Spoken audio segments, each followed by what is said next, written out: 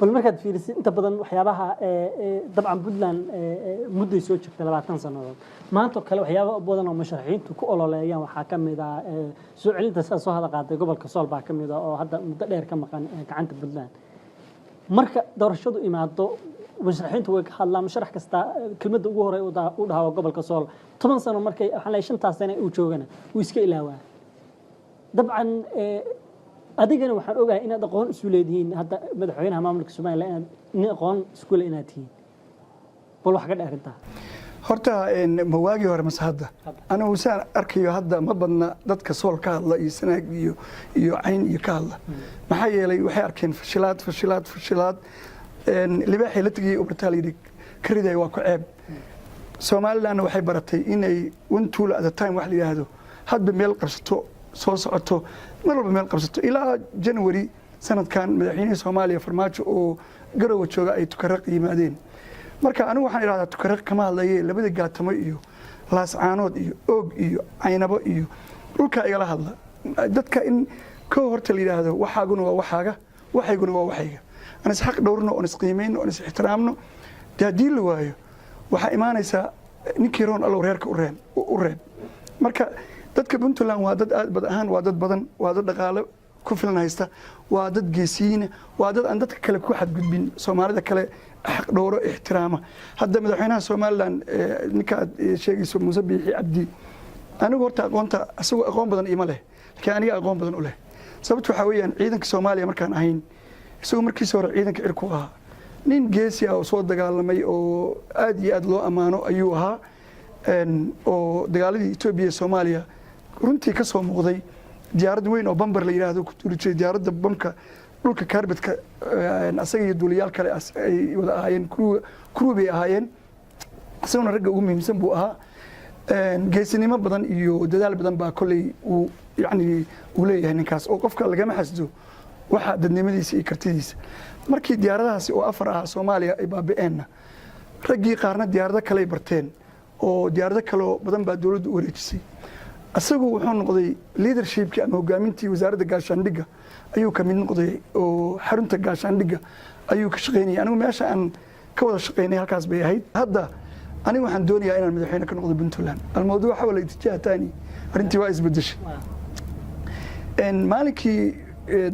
uu noqonayay madaxweynaha doorashada maalinkii ka horeeyay buu hadal ku hadlay reer Puntland awooyaashood baan ka adkaan jirnay ayaga hal la weydiiyo de anigu waxaan leeyahay awooyaashood iyo awooyaashiyo walaalay ahaayeen Soomaali bay isla ahaayeen dad wada jiro wada dhaqmo oo saaxiibo ah ayay ahaayeen marmar waa la isku dhici jiray waxa la yiri oodi siday isu xigto bay isu xagataa marka waa laga yaabaa marmar in dagaalami jiray gaar ahaan markii awooyaashiis ay rukubleyda ahaayeen oo ay ahaayeen ciidankii ahaa Camel Corps loo yaqaanay Camel Corps waxa la yiraahdaa al-Haras al-Hudud ba Arab tirada ciidankii awrtaf ku dagaalami jiray oo Sayid Maxamed la dagaalami jiray oo dagaaladii Beerdhiga Afbakayle Daratoole Taargooy Jidbaale Loog ila daldal ruuga dhinaca kalena isticmaalka la dagaalamayay de awooyaashiis dhinaca kale ka dagaalamayay rukubley bay ahaayeen marka inta marka la eego iyo marmar ma ahane dad wanaag Soomaali wada jira ay ahaayeen oo dirisa aniguna wanaag iyo ixtiraam iyo respect inayba awooyaasha yihiin awooyadiis baan u haystaa ama ay ila tahay marka haddii hoggaanka uu yimaado laakiin waxa la qoori xero kuma heshiiso dhulkan dhul lagu gorgortami karo ma ahan saan hore u sheegayna 4.5 baa Soomaali lagu qaybsaday wadanka mas'uuliyadiisa lagu qaybsaday maamulka lagu qaybsaday dawladda lagu qaybsaday deegaankana waa in lagu qaybsado dadkani waa dad Puntland leadershipka iyo hogaaminteedana rasti ashur ama waxaan idin balan qaadayaa in aan aqaano sidii ay u imaan lahaayeen dadkan Puntland u imaan lahaayeen hogaaminteeda marka laakiin anigu nabad baan dadka ugu yeeraynaa Soomaaliman ugu yeeraynaa wada jir baa lagu wareeyay walaalahay talaabada ugu horeysa oo bal soo celinta gobolka soo aad ka qaadaysan maxay noqonaysaa wal soo celinta waxna waa wax talaabada waa labo midna waa mid public oo obina midna waa mid waxa weeyaan anigu ciidan man qaadnay ama heblan weeraraya waxaas maartay nin hogaamiya kuma hadlo waxaasna ma ornayo waxa weeyaan talaabada ugu horeysa aan qaadnay waxa weeyaan kow inaan sameeyo wax la yihahdo icaada tandiim dib u habayn reconciliation ciidanka Puntland iyo dadka iyo shacabka iyo ummadda iyo dhammaan inaan maxaan ku idhahdaa dib u habayn ku sameeyo talaabada igu horeysa waa taas maxaa yeelay ciidan ba hadda ma jiro reebelo wax keen reebelo keena waa waxa la imaanayo ciidan rasmi ah oo nin Afrika jooga una ku fikri karin Soomaali iska badaa oo dib u habayn aan ku sameeyo habaysan baan dhisiyaa oo meel kasta oo loo baahdo waqti kasta xilli kasta xaalad kasta ku qaban kara marka inta ka horeysana waxaan u dhigaynaa waxa la yiraahdo olive branch waxa qalad lagu yiraahdo Soomaalinimo iyo wanaag iyo wadaniyad baan u dhigaynaa de markaasna waxa weeyaan xaaladdu waxay noqon doontaa marka talaabada isku xiga waxa jira isku xiga shaqada taliyaha waa isku xiga shaqada madaxweynaha gaaraan Maxamed Daahir marka waxa weeye kow marka u horeysa inaan horta ogahay anigu waxaan ahay qofkaan ahay madaxweynaan ahay dayib mas'uuliyaddu maxay tahay madaxweynuhu waa ninka mas'uulka ka wadankaas oo dhan ama deegaankaas oo dhan waxa arkaysaa madaxweyne qof oranaya hawshaas beesha caalamkaasaas tiri iyo kan kow waa inaan anigu gartaa qofkaan ahay iyo waxaan ahay limitationskayga waa inaan aqaano iyo boundarygayga ka bacdi waxa weeye waa inaan aqaano waxa la yiraahdo qiimeynta xaaladda waxaan u qiimeynayaa waa analyze this situation deegaanka dabeecadda dhulka ma garanaysaa yaa cadow yaa saaxiib ayaa taas dabcan waa siyaasadda Puntland aad ku xukumi doonto laakiin si gaar ah markaan u fiirino gobolka Sool oo hadda xaaladda aan ognahay markasta dhibaatada taagan ay tahay dabcan Puntland waad ogtahay oo labiga gaatay sheeganaysaa waad ogtahay Somaliland markasta dagaalkeeda waxa ku soo qaataa dabcan yoocada iyo dawladka Garowe bal labadaas qabadsi see isu qabanayaan waana labada caqabada isku oo markasta aysan dhamaan siyaasadda gobolka Sool soo jiitamayso oo dib u reebay gobolka correct waa run waa labadaas ba arintoo dhanba waa labadaas marka Ilaahay bay taladu tiisatay horta oo wax walba kullu shay maktuub inda Allah baa leeyahay yoocada iyo tukaraq iyo dhulka la sheegayo madfaca laga soo tuura Garowe waa gaaraa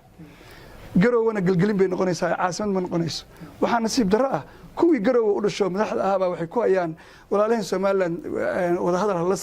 la sameeyo iyagoo madaaficiyadu ay Garowe soo gaarayso ayaa wuxuu yiri ninkii wuxuu yiri Allah u naxariistay Arais Ciise asagoo ka hadlaya Soomaalida dhaqankeeda Muqdisho caasimadana tusaale u qaadanaya oo maadaama dadkoo dhan markaa Muqdisho ay ahayd meeshii caasimadii muddo joogtay wuxuu yiri gabdhuhu waa waalan yihiin madaxu waa weegaaran yahay walaalkood baa la wada ma reebaan waalidkood weerarkan yaalla xamar adduunkan weerarka walaa xawlan kayri gabdhihii waalnaa walaalkood baa la wada waalidkiina reebi maayo madax dhaqameedyadii iyo siyaasiyiintii Puntland ayaaba waxay kamid yihiin ba dadka leh maxaan ku raada Garowe hal qabsado maxaan ku raada Boosaaso Puntland yani markaad eegto xaaladda si eegto maxaa yeelay qof iyo cadaha hadii la joogo Puntland Garowe xarun ma noqonayso caasimad ma noqonayso qofna ma joogi karo oo askari xabad ka soo rida yani bartamaha Garowe ayay dhex jiiftaa marka maskaxdu inay shaqeyso weeye su'aashaada danka jawaabana specific ama si gaar ah waxaan u leeyahay waxaan aqaanaa ciidan ahaan sida loo wajaho frontiyaasha ku furan Puntland oo dhan buura haday tahay xuduud kale caadi oo furan haday tahay bad haday tahay haday dhinac walba waxaan aqaanaa gudaha haday tahay oo alqitaal fi manaadiq mamniya aan bartay baan ku yiri marka waxaa soo idil waxaan haynaa structure-kii waxaan anigu muddo dheer baan ka soo shaqeynayay xisbi baan sameeyay Puntland la yiraahdo Aaran xisbi la yiraahdo waxaan u qabnay in xisbi lagu tartami doono marka team dhan baan wada shaqeynaynay teamku wuxuu leeyahay ciidamada nabadgelyada wixii nabadgelyada iyo ciidamada waxaas oo dhan anaa faylkaas madax ka ama Sool ha ahaato Sanaag ha ahaato Cayn ha ahaato dhinac walba ha ahaato badda ha ahaato buuraha ha ahaato magaalooyinka ha ahaato teamkaas baan nahay xisbigana waxaan ujeedadu ahayd in xisbi ahaan u xukunno Aaran baa la yiraahdaa wuxuu kamid yahay dhowrka xisbi oo laga diiwaan galiyay oo constitutionkiisa aan qornay Allah u naxariistay Cawd Axmed Casharo baa gacan weyn iga siiyay nin kale oo saaxiibkii Xasan la yiraahdo iyo rag kale oo Edmonton meel yiraahdo joogan oo badan oo runtii Soomaalida dadka u ah centerka in Cabdisaaq la yiraahdo nin kale Cabdisaaq la yiraahdo nin Daahir la yiraahdo way badan yihiin baa xarago nin la yiraahdo dadkaas oo idil baa xisbiga ka wada tirsanaa gudahan ka diiwaan gelinay magaalooyinka idil waxaan sameeynay xarumaan ka dhisnay dhalinyaradii baan si fiican u howlgelinay haddana xisbigii waxaan u gudbinay ilaa heer qaran marka siyaasadda waxaan waa horaan soo bilaabay oo ilaa 2013 waxaan wadnay hawshaan maanta meeshay marayso oo fursadda ugu habboon ah inaan noqdo hogaamiyaha ayay soo gaartay wax hadda igu dhashay maaha way marka aan fiirino dabcan markaad fiirisid Puntland dabcan muddo soo jirto madaxweynayaal ba Soomaaliya waxaa jira dhul loo bixiyay gaadhiwaa oo ka baxsan laamiga dheer ee Boosaaso iyo Gaalkacyo ka baxsan dabcan waxaad moodaa dadkaasi inkastoo oo xukuumadahan dambe ay wax badan qabteen oo dhulka ay tageen oo ay qabteen maxaa kaaga qorshaysan runtii saad sheegtay waxaa muhiim ah in la sheego xukuumadihii ka dambeeyay civil warka inay wax badan ka qabteen inay gaariwaa dhulkii la oran jiray oo barigii Marwaa Rasaaq Marwaa Rashiid inta kale Marwata la oran jiray raggaasi waxay dhisi jireen Xamar iyo Hargeysa iyo meelahaas dhisi jireen iyo dhulkaas kale dhisi jireen runta loo hadlo dhulkan waxa loo yaqaanay gaariwaa civil warka wixii ka dambeeyay baa dadkan dhiseen marka dadka reer Puntland inay horta dhulkooda ilaashadaan oo dawladooda ilaashadaan oo aan been loo soo huwan shaar aan jirin waa wax yani masti ah oo waajib ah oo ogaadaan oo nimanka hadda jooga oo uu kamid yahay ninkii wasiirkii maamulka hadlaya Cabdirashiid waa rag gaaray inay dhulkaas dhisaan iyo dawladaha gaara sidii la rabay ma sameeyeen maya wax badan baa ka dhimanay laakiin galdogob iyo garacad Gaalkacyo ilaa iyo Gardafuuy ilaa iyo Gambari iyo Guumeys garow caasimadii aba isku xireen anigu waxaan doonayaa inaan intaas ka sii badiyo oo sii badiyo wadooyin badan isku xiro oo highway keeno dhulkan in la sameeyo highway Soomaaliya ayna arag ayna ku riyoonin ama ku fakirin baa aniga ii qorshaysan marka dhulka gaariwaaga ah dawladii hore aniga iga horeeyo shanta madaxweyne aad bay wax qabteen wali Cabdulle Maxamed Algaas waxyaabaha lagu amaano oo aan jeclahay inaan ka qaato aniga waa waxyaabahaas dhismooyinka wadooyinka iyo mashruuca la yiraahdo isku tashi shacab wax dhisanaya qofka waxa wanaagsan waa la qaataa waa looga daydaa xumaantiisa kaliya maanta in la sheego ma baarlamaanka wax badan bay ku fiican yihiin dawladda wasiirada wax badan bay ku fiican yihiin oo ay dhiseen oo ay sameeyeen marka taa in la sii improve gareeyo horey loo sii wado inta maqan dhulkana la keeno dhaqaalaha la xoojiyo meesha hadda gaariwaaga atiri Puntland waxay leedahay xeeb dheer oo 1600 kilomitir oo badda cas iyo badda India waxaan ka dhisaynaa warshado loo yaqaan fiber glass factories oo doomanka dhaadheer doon 25 feet ilaa 30 feet gaaraysa oo meel walba gaari karta oo malay badan soo qaban karta oo waxaan keenaynaa industrigii wixii dhan sameyn lahaa ama processingkii meeshii xaruntii lagu habeyn lahaa oo xaaba iyo laas qoray iyo dhulkaas dhinaca badda cas markaad eegto iyo Binna iyo Boosaaso iyo Qandale iyo dhinaca badweynta India markaad eegto ama ilaa Caluula aad ka soo rogatana waa Bandarbeyle iyo Baargaal iyo Xaafuun iyo Hurdi dhulkaas ilaa aad gaarayso Eyl iyo Garacad waxa dadkaas waxa loo sameyn karaa communityal ayagu cooperatives ah oo laga faa'iideysto oo dad badan ay shaqo ka helaan shaqadaas waxa la yiraahdaa direct shaqo indirect shaqo soo baxaysa markaas islaanta bushka joogta oo shaaha karinaysa oo ayaga waa industry kale waay kuwa dhoofinaya kuwa ka qayb galaya wadooyinkana waa dhisaynaa koronto waxyaabaha kale marka loo keediyo in la helo oo kalluunka waxaan ku yiraahdaa mee xaruntii dhamayd oo processing centerka baan ka dhisaynaa doominkii warshadii baan dhisaynaa la yiraahdo fiber glass factories oo si sahlan waa wax sahlan in laga dhiso meelahaas oo dhan yani warshadii waaweynaa laas qoray iyo xaabo iyo ku yaal Qandale iyo ayagii oo waxaan sameeynaa yar oo ka casriyaysan oo warshada waxay soo saarayaan doon 25 feet ilaa 30 feet oo meel batay karta sida hadda kuwa shaciira iyo mukulle iyo ka yimaada oo aruusada ama xabsada wax iyaga dadkaas baa la empower gareynaya oo sameeysanaya oo geysanaya marka gaariwaa dambe Soomaaliya oo dhan baa imaanayso iyadoo qoodeynaysa sidii loo ceelaliyaa bay wada imaan doonaano dhulkaas yani qofka Soomaaliya uu shaqo soo raadsan doona aad baan Soomaaliya bal arinta aan rabno inagoo qaybihii dambe wareysiga soo gaarnay arinta aan rabno in ka hadalno waxa weeyaan maadaama musharax aad tahay Puntland dabcan waxa aad u bataa khilaafka dawladda federaalka iyo maamul goboleedyada saaid u soo laalaabto aad moodaa dawlad kasta inay saaid aad ugu soo laalaabtaan qorshe noocee aad u wajahaysaa ama loo wajihi karayaaba khilaafka dawladda iyo dawlad goboleedyada man yuridillahu bihi khayran yufaqihu fi ddiini qofka ilaahay khayr la doonayo diinta islaamku fahamsiiya waa kasisiin horta mararka qaarkood waxaa is leedahay madax badani waxayna fahamsanayn dastuurka iyo xeerka iyo dowladnimada iyo soomaalinimada annaga puntland waxaan ku faanaynaa isir iyo ab iyo wax walba inaan soomaali nahay dowladda muqdisho inay caasimadeedii tahay we are very proud waxaan ku faanaynaa inay maxaan ku rahdaa dowladda federaalka waa dowladdeedii ay tahay annagu aan dhisannay oo aan maxaan ku rahdaa ku tili tacbeelnay oo sababihii puntland loo aasaasay ay tahay khilaafku wuu imaanayaa khilaafku labada dhinac buu ka yimaadaa runta marka loo hadlana waxaa fiican mutqadameyka calaa qadri firaashka carab tirahdaa jeenyahaaga fidi inta firaashkaagu dhan yahay qof walba waxaa habboon in uu waalidan lagu jiro laga baxo qof walba qof inuu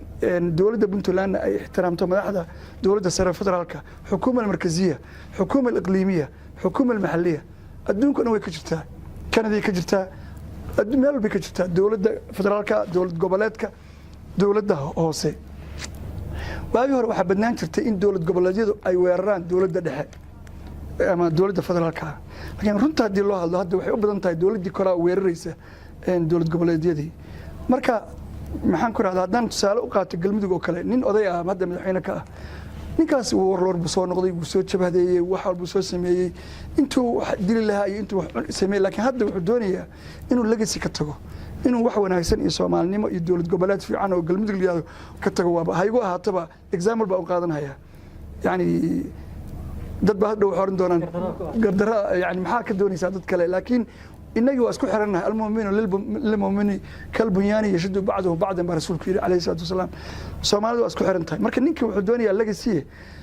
chance in la siiyo distance la siiyo oo lala dhiso madaxweynaha iyo ra-iisul wasaaruhu galmudug bay ka yimaadeen oo intay soo baxaan shaqadooyinka ay ka wadaan meelahaas kaleba aad bay ugu xoog badan yihiin ha yimaadeen galmudug ha fariisteen ha dhiseen anagu waa ku taageeraynaa wixii wanaaga oo aan anaga nagu soo xadgudbayn waa ku taageeraynaa oo dadkii in la dhiso in maxaan ku rahdaa ninkaas odayga legacygaas ha ka tage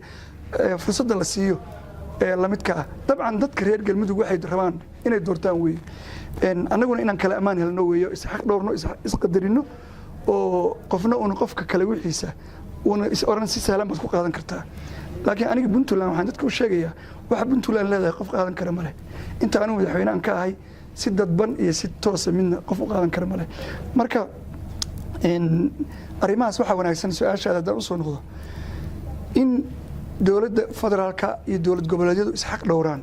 wasaaradda siyaasadda dibadda dowladda federaalka iskale in looga dambeeyo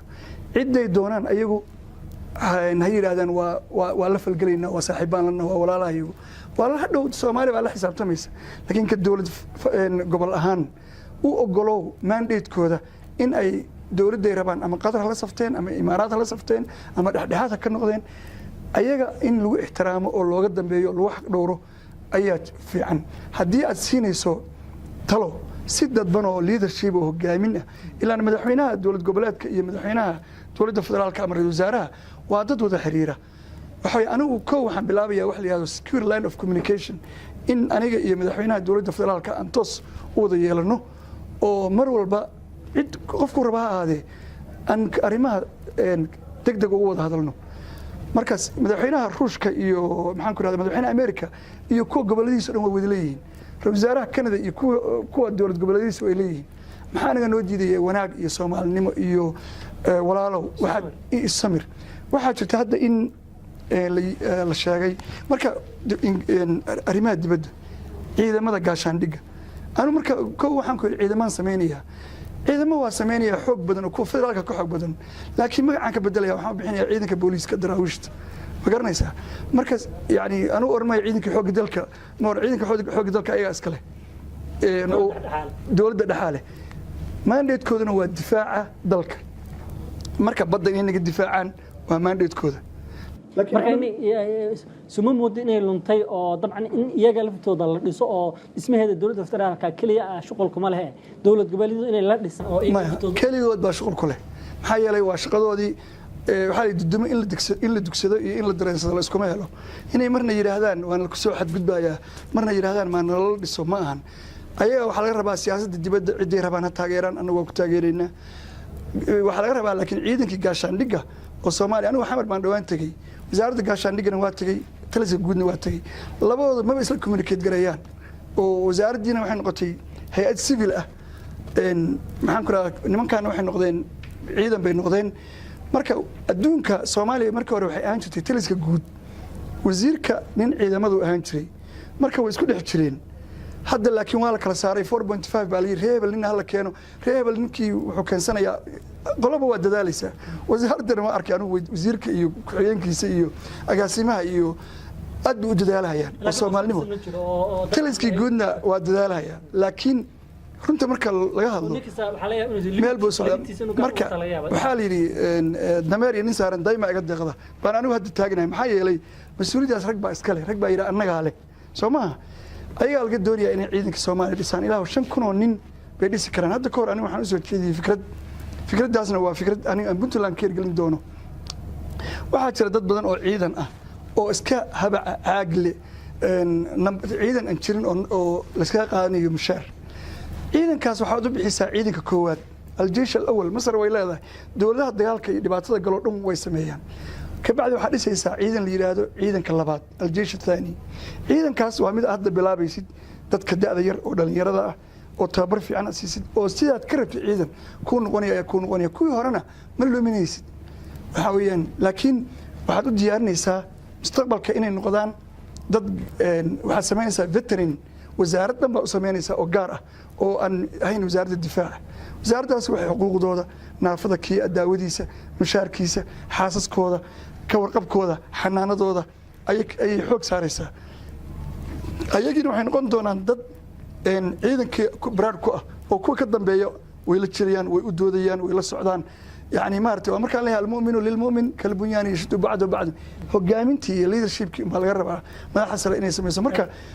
mid kale oo ayagu leeyihiin aan ku fargelinin waa jawaazaadka ama baasaboorada iyo cidii la siinayba ayaas kale anigu kuma fargelinayo laakiin ayaga laga rabaa dadka iska socdo imaanaya inay u keenaan kombiyuutarro ay indhaha iyo faraha iyo ka qaadaan si adduunka kale oo wax sahlan ay ku celiyaan dadka aan Soomaalida ahayn oo dhulkii naga buuxinay meel walba oo iska socda maadaama immigration ka yihiin inay qabtaan oo hayaan way marka dabcan ilaa hadda maadaama waraysiga uu nala galay dawladda federaalka Soomaaliya uu nala galay ma moodaa hadda dhibaatada ugu weyn ee Soomaaliya haysata dabcan ciidamo la'aan haysato ciidan badan baa jooga dawladda Soomaaliya qaybo kala duwan qorshaha meesha ka maqan waxa weeyaan sidii ciidan dhar cad loo dhisi lahaa oo ammaanka si gaar ah u soo loo dhisi lahaa sidii dabcan waxaan ognahay wadamo shiyaad ka timid dabcan ognahay ma jiro ciidanku ka sii sareeyay ee sirdoonka uu ka baqaa dabcan inuu qaladaad sameeyo wax qalaad sameeyo marka ciidan qarsoon baa hadda loo baahan yahay la dhihi karaa dabcan ciidankii kala tirada ka badeen oo laakiin inkastoo tayada aysan lahayn ma horta ciidanku ma kala baqo laakiin ciidan buu wuxuu leeyahay door iyo muhiimad dabcan laakiin ninka sirdoonka oo dharcadka ah qofka askariga ah haduu dabcan ma khaldami karo haduu u yahay nin sirdoon oo dharcad waxay leeyihiin ciidanka la booliska dableyda ninkaas haduu ku khaldamo wax qaranka ah dabcan yes waa intelligence kii wadanka waa sirdoonkii waa shaqadooda laakiin in ciidanka dhexdiisa hadii qof khalad sameeyo isla ciidanku wuxuu leeyahay ciidan la yiraahdo police military ama booliska dableyda oo shaqadooda ay tahay inay militariga la socdaan anshaxooda tuutaha miyay qaateen ma dad bay dhaceen xagee bay tageen ma garanaysaa marka laakiin jirta dabcan musuqmaasuq maxaa keenay dabcan musuqmaasuq tirada badan ciidan meel ilaala gaar ah dabcan waxa awoodda hadda muqdisho waa tagtay dabcan ana waa tagay waxaad awoodda inaad hoteelka ciidamada ilaalinaya ama leedo ilaalinaya ciidan baa ilaalinaya inaad iska gashido oo $2 intaad bixiso iska gasho dabcan meesh musuqmaasuq waxa keenayso ma inaysan jirin ciidan dhar cad oo askari iska ilaalinayo dabcan haduu musuqmaasuq sameeyo inay qaban doonaan Britain runta marka loo hadlo oo ilaahay laga cabsado ana xamar waa tagay kuma arag dadkaas waxaan arkay askar si fiican u labisan oo daraawiisha oo loo oran karo waa brimadka booliska oo jeedka taagan oo wiilal dhalinyaro ah oo gaariga waxay ku leeyihiin daji muraayada aqoonsi keen indhaha ka eegayaan ciidan professional runta marka loo hadlo oo dhisan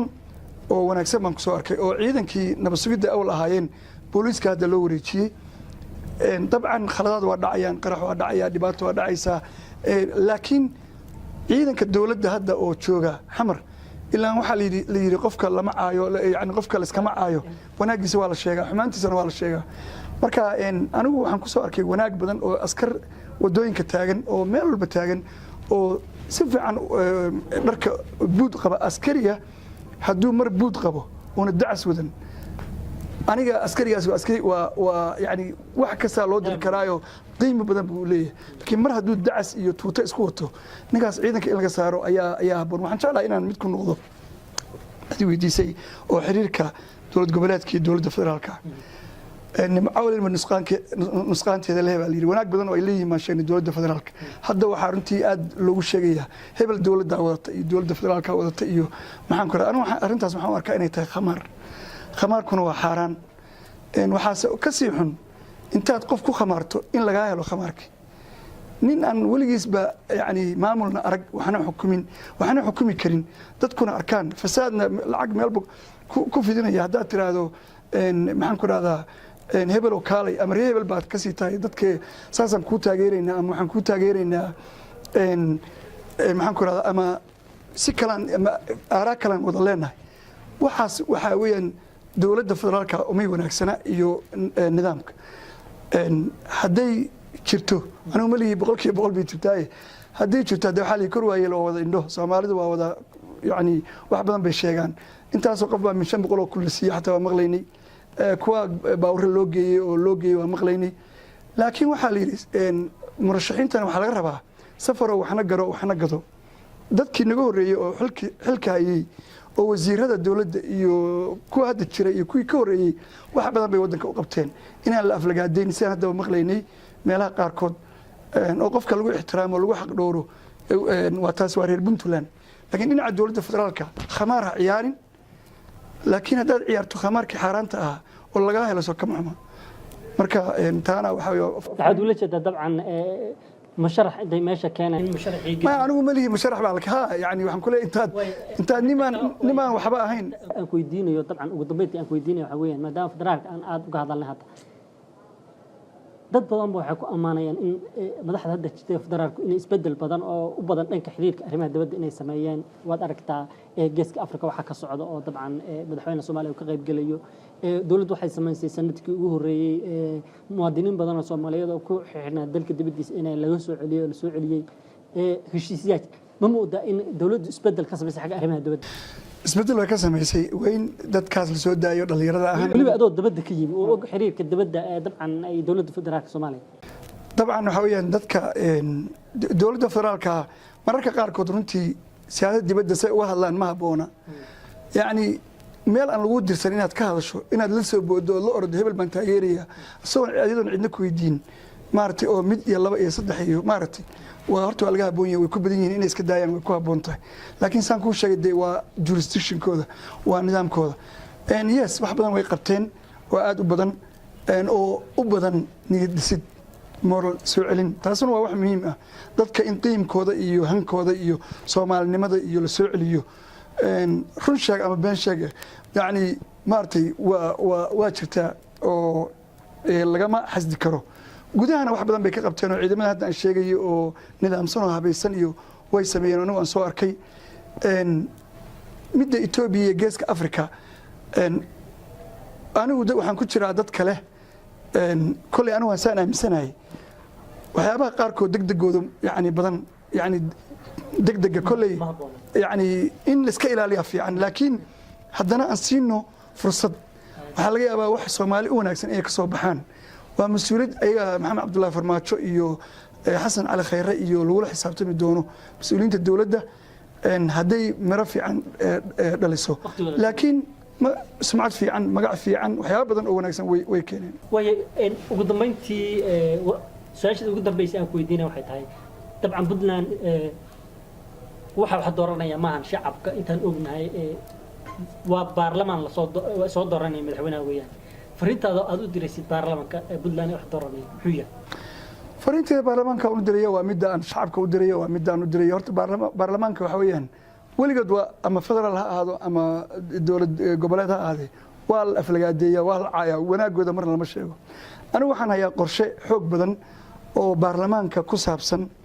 oo wax weyn ka bedelaya qaabka baarlamaanka Puntland u howlgalo gaar ahaan xuquuq badan baa ka maqan oo aad u badan oo baarlamaanada adduunka markaad eegto ay u leeyihiin maxaan ku rahaa ilaa 7 qodob baan hayaa oo wax laga bedelo wax ka bedelaya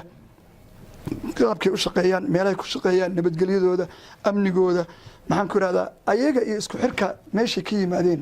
oo consistency-ga la yiraahdo waxaas idil waxaan hayaa barnaamij aan diyaarinay aniga iyo tiimkayga maxaan ku rahdaa waxaan jeclahay inaan mustaqbalka soo gudbiyo barnaamijkaas waxaan ayaga ku oran lahaa haddii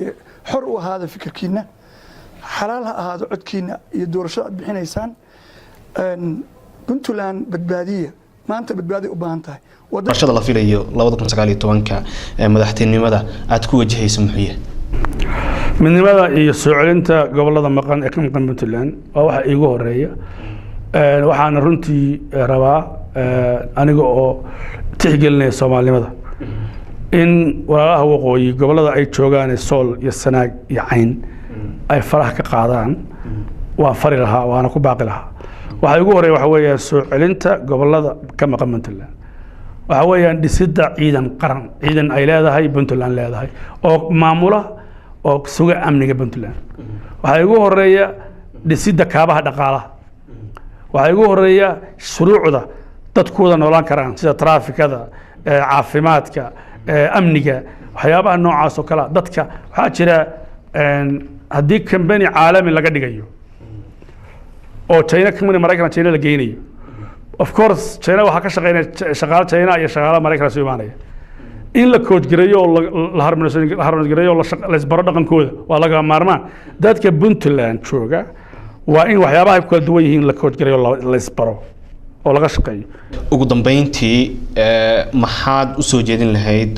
xildhibaanada dooranaya madaxweynaha Puntland hadalka ugu dambeeya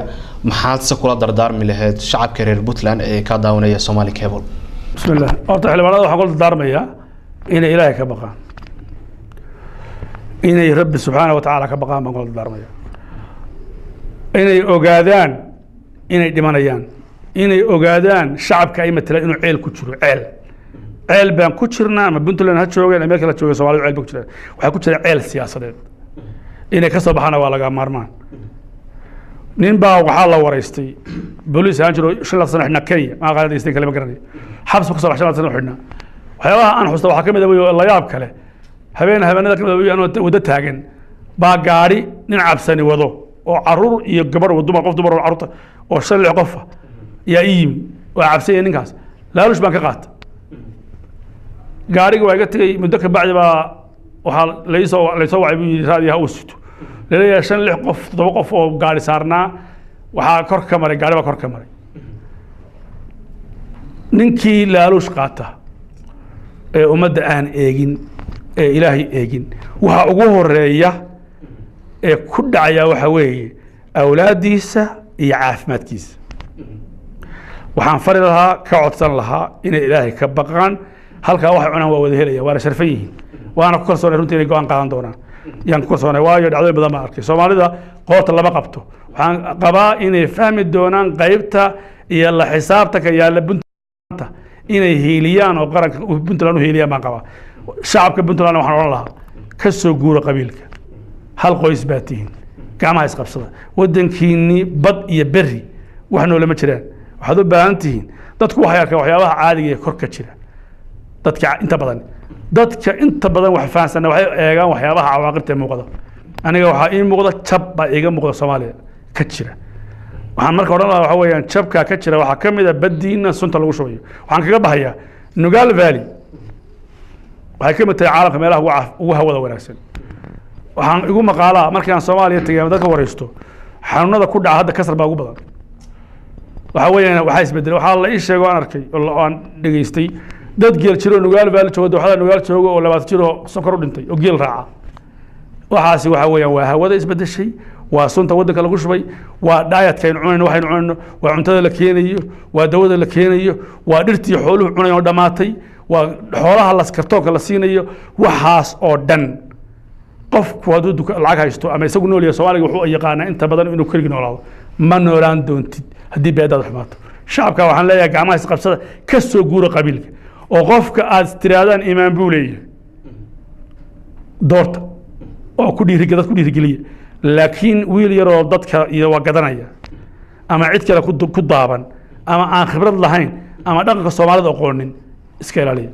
guud ahaan daawadayaal intaas ayaan ku soo gabagabaynaynaa wareysiga gaarka oo martida inoogu ahaa musharaxa madaxweynaha Puntland ee sanadda 2019 mudane Jaamac Xasan Khaliif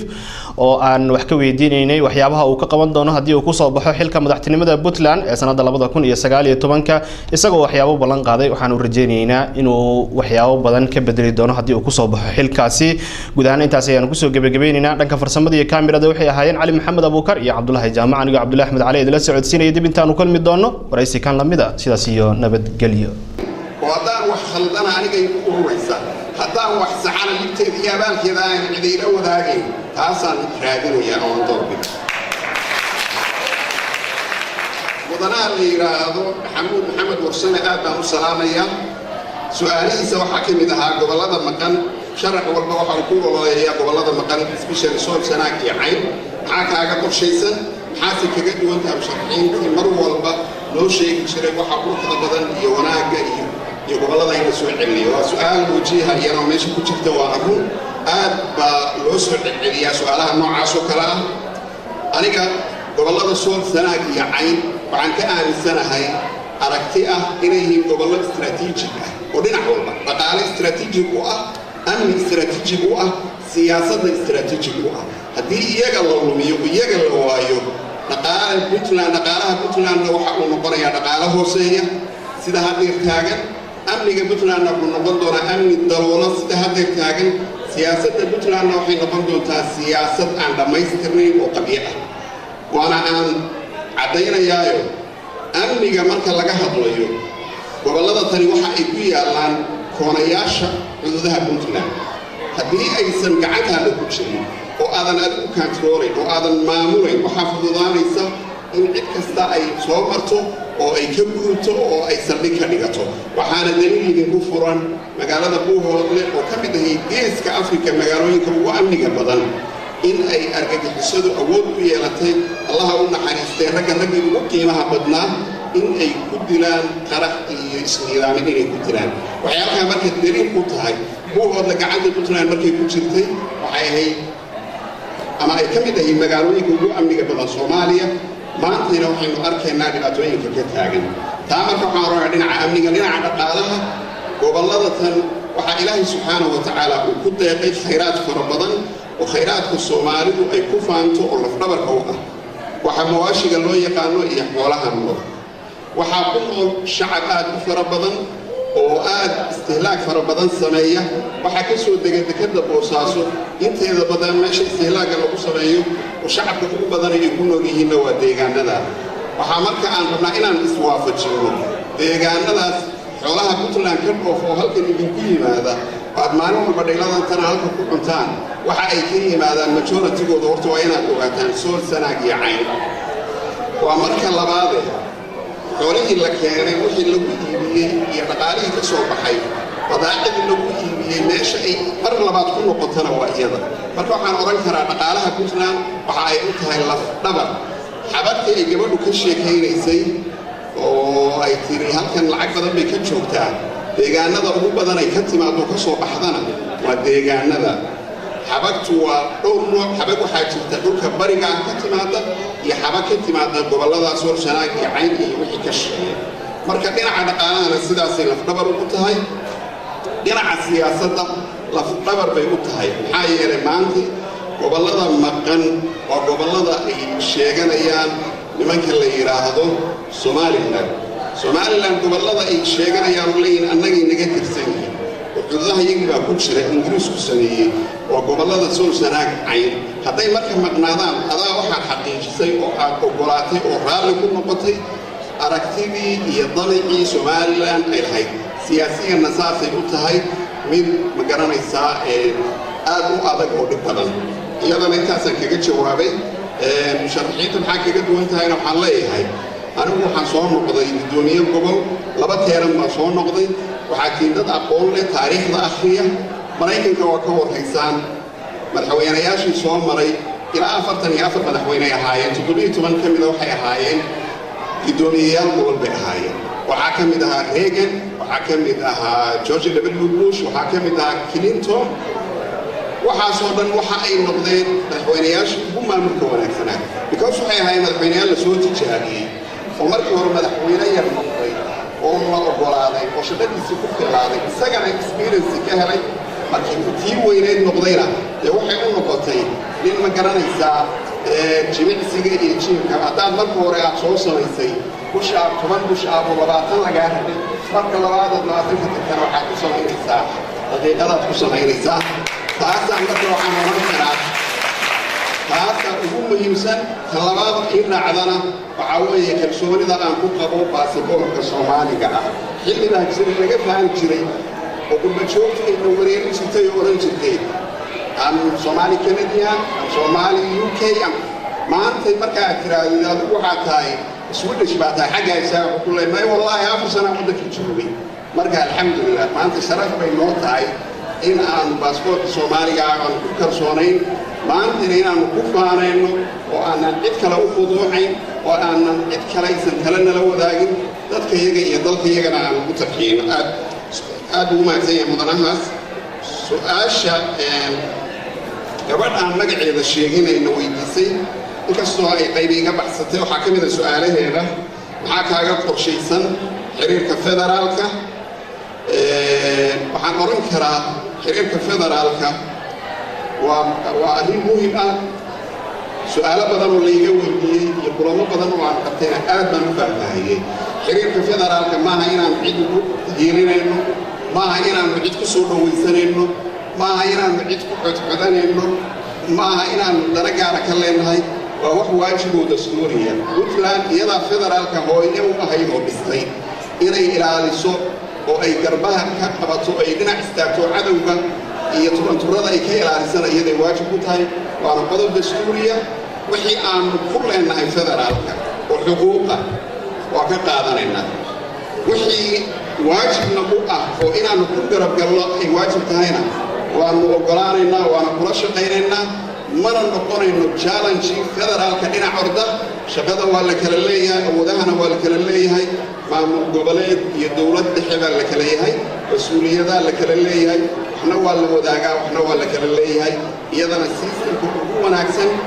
oo federaalka aan kula shaqayn karno waanu kula shaqayna waxaan rabaa inaan idin xasuusiyo maanta markaan uga baahno dowladda Turkiga inay dekedan inoo waasiciso oo ay garaanta inoo siiso waxaynu u baahannahay dowladda dhexe ee federaalku inay qayb ka tahay oo inagala shaqayso haddaynu marka iyada ku mashquulno oo iyada aynu xagxaganno aynu iyada garbaha qabanno innaga isugu goynay mise cid baynu ku goynay gabadha la yidhaahdo Samsom Cabdirasaaq Cali tacadiyada gabdhaha iyo waxa ay ka hadashay ilmaha waxaan u qaatay tahriibta iyo wax noocaas oo kale ah ciyaalka la xado tacadiyada gabdhaha loo geysto Puntland horta kuma badna waxaan ilaahay subxaanahu wa tacaala u mahadinayaa caqabad badan ba kala kulmi mayno maxaa yeelay Puntland deegaanada Puntland waa looga badan yahay waa ka carabna waa ka jiraan laakiin waa looga badan yahay inta yar oo ka jirtana ilaahay idinku waa soo afjaraynaa annagoo dad khibrad u leh aqoon u leh la kaashan doona tahriibta lama baajin karo ciidan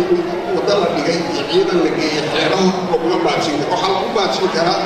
dhallinyaradani nolol bay raadinaysaa cadow bay ka cararayaan gaajay ka cararayaan jahli bay ka cararayaan shaqo la'aan bay ka cararayaan in loo abuuro shaqooyin in loo abuuro inay laga qaybgeliyo talada dalka in la siiyo inay qayb ka noqdaan hal-abuurka iyo horumarinta dalka inay qayb ka noqdaan baa iyagana lagaga badbaadin karaa kuwii horey u khaldamayna lagu soo celin karaa ninka la yidhaahdo Khadar Yuusuf Cigaal su-aashiisa koowaad waxay ahayd 3.5 baa Puntland ka jira adiguna hadda waxaad raadinaysaa madaxweyne aniga ma aqaan qaybtuu ku daray ma garan karo waxaan leeyahay Puntland waa Puntland loo wada siman yahay waa Puntland la wada leeyahay waa Puntland la wada dhistay Puntland la wada leeyahay oo la wada dhistay weeye maalintii aanu raadinay xuquuqda dadka Puntland oo aanu Puntland la wada leeyahay oo la wada dhistay baanu rabnaa annagu tii baanu ku taaganahay ilaa ay imanayso Puntland la wadaago oo la wada oo la wada difaacanayo oo markeeda laga wada qayb qaadanayo puntland koox gaara leedahay iyo puntland la kala sad bursanayo marna ma ogolaanayo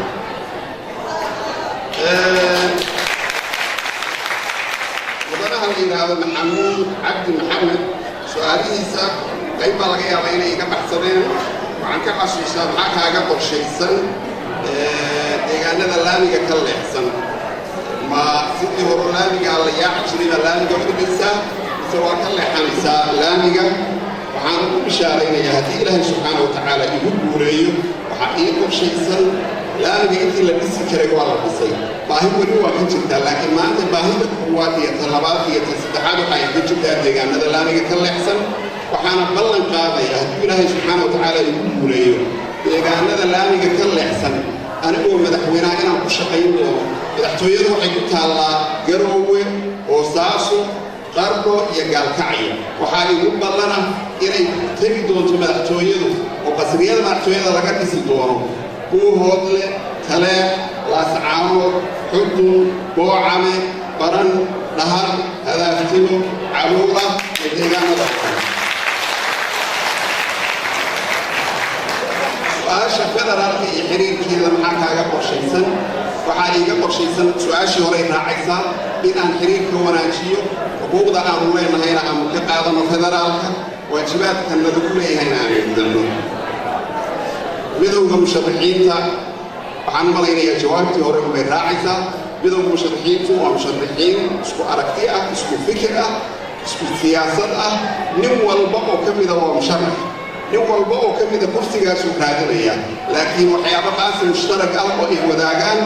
oo ay ku midaysan yihiin oo ay ka mid tahay in doorashadu xilligeeda ku dhacdo si nabadgelyada ay ku dhacdo guddiga xalinta khilaafaadka aan la soo wada xulo arrimahaasoo dhan inay iska kaashadaan ay ku midaysan yihiin mana aha inay cid u midoobeen oo taxaalufeen ama ay cid magaranaysaa ay ku riixayaan waxaan u malaynayaa su-aalihii wixii aan xasuusan karay waa ka jawaabay aad baan idinka raali gelinayaa qofkii aysan jawaabtii ku qancin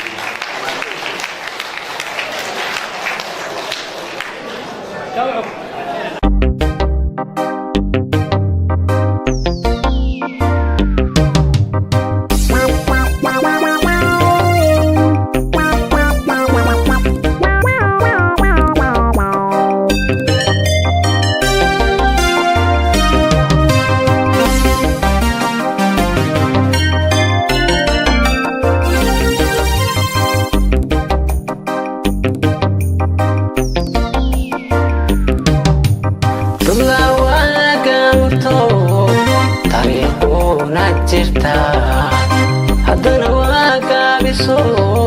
dadkuna waa ku xayaan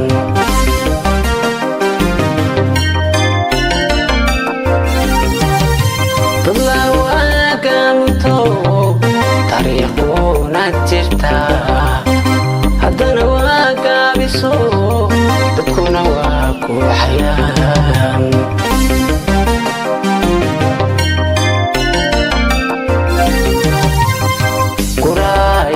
reerkawade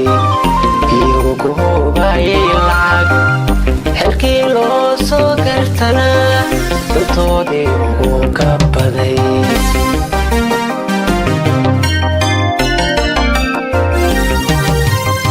guraayaa reerkawade iyagu ku hoobayay lacag xilkii loo soo gartana dantoodii ugu ka baday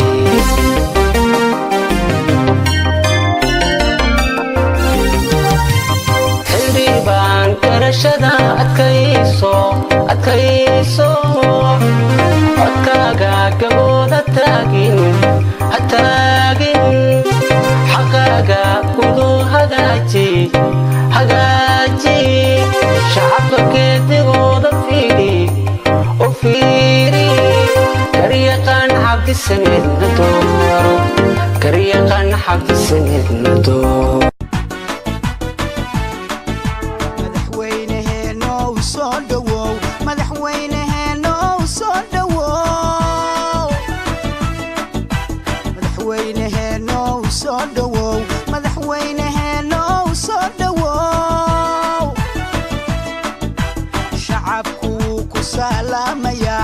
satirkay ha ku ilaaliye shacabku ku salaamaya satirkay ha ku ilaaliye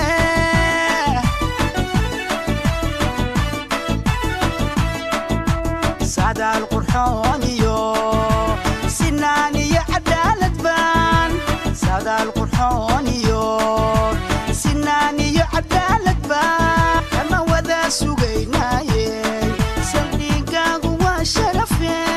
سهانكاقو وقولي سعدالكاقو ونبدي سفركاقو وقيري يسماد برواقادي صدوو صدوو مدحوينهنو صدوو صدوو صدوو مدحوينهنو صدوو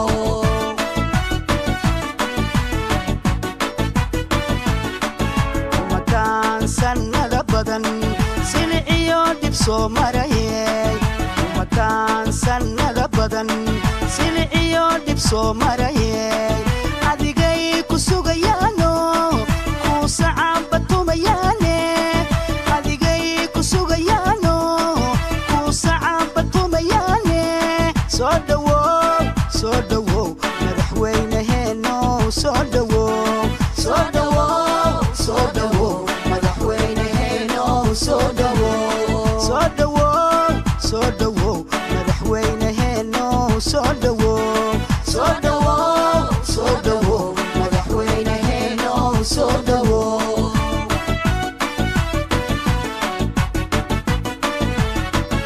makaan sannada badan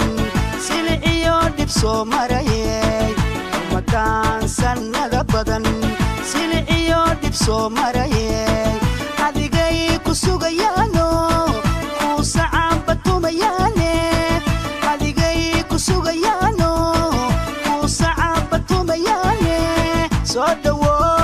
soo dhawow madaxweynaheeno soo dhawow soo dhawow soo dhawow madaxweynaheeno soo dhawow soo dhawow soo dhawow madaxweynaheeno soo dhawow soo dhawow soo dhawow madaxweynaheeno soo dhawow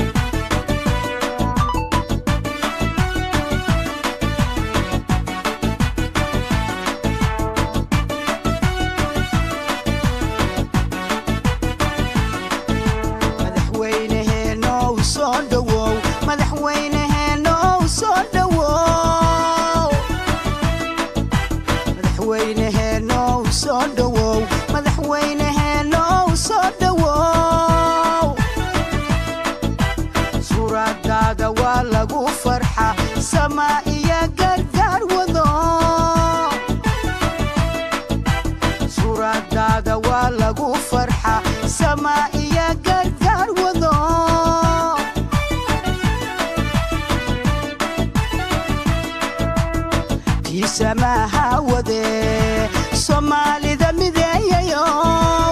كي سماها وذي صومالي ذا مذيايو وقد باسعون